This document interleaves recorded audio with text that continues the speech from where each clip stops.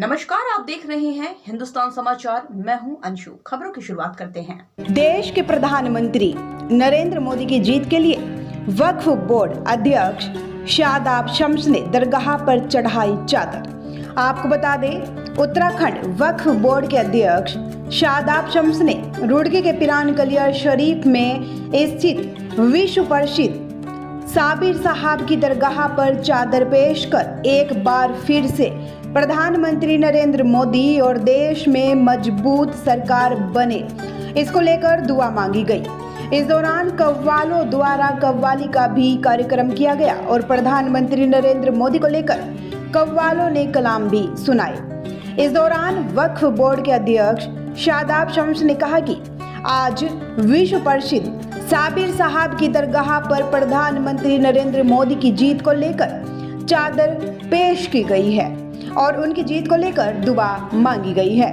हमने दुआ की है, साबिर पाक के इस आस्ताने में आए हैं और हमने साफ मन से यहाँ दुआ की है कि इस वक्त दुनिया के जो हालात चल रहे हैं, चारों तरफ अफरा तफरी का माहौल है, जंग के कगार पर मुल्क खड़े हैं। ऐसी हालत में मुल्क मजबूत हाथों में होना चाहिए। अगर कोई कमजोर व्यक्ति आ गया तो देश की सुरक्षा को खतरा हो सकता है। इसलिए इस बार मोदी जी एक ऐतिहासिक जीत के साथ एक बार फिर प्रधानमंत्री की जिम्मेदारी संभाले, यह दुआ मांगी गई है। साथ ही उन्होंने कहा कि जब जब हमने यहाँ आकर दुआ मांगी है तो वह तमाम दुआएं पूरी हुई है।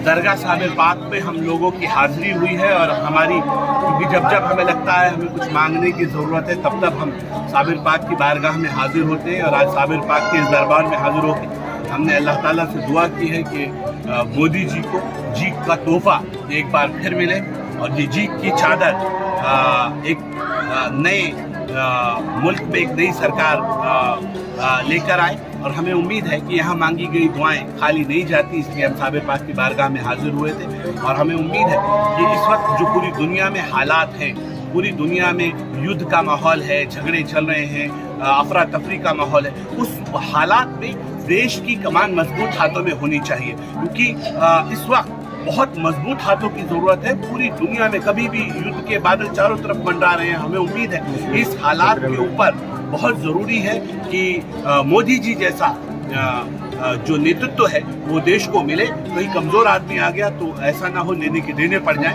इसलिए हम यहाँ हाजिर हुए और हमें उम्मीद है कि साबिर पाक हमारी इन दुआओं को ज़रूर सुनेंगे और एक बार फिर मोदी जी के हाथ में जीत के साथ, एक बड़ी जीत के साथ मुल्क की कमान होगी।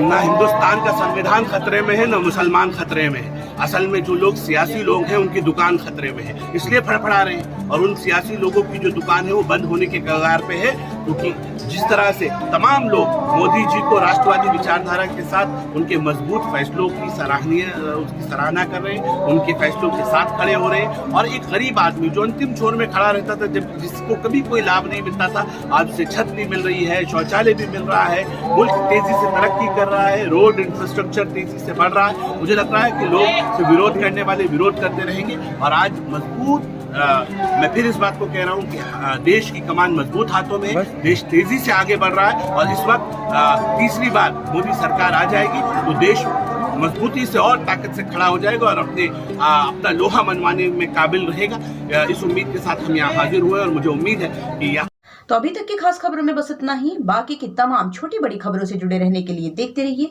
हिंदुस्तान समाचार, क्योंकि सच देखता है हिंदुस्तान। देखते रहिए हिंदुस्तान समाचार, क्योंकि सच देखता है हिंदुस्तान।